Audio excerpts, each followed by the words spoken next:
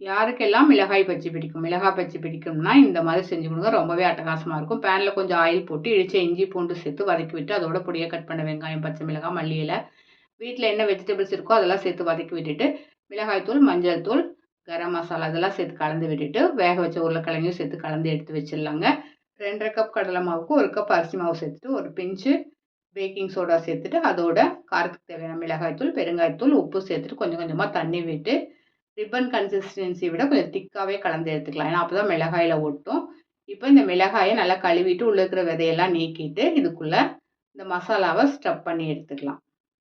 இப்ப இந்த மாவுல நல்லா இத முக்கி எடுத்தீங்கன்னா, இந்த மாரி திக்கா இருந்தா தான் அது மிளகாயில ஒட்டும். அதனால கொஞ்சம் திக்காவே கலந்துக்குங்க. இப்ப இத ஆயில்ல நல்லா திருப்பி திருப்பி விட்டு வேக விட்டு எடுத்தோம்னா, சுவையான மிளகாய் பஜ்ஜி. ரொம்பவே அட்டகாசமா இருக்கும். ட்ரை பண்ணி பாருங்க. தேங்க்ஸ் ஃபார் வாட்சிங்.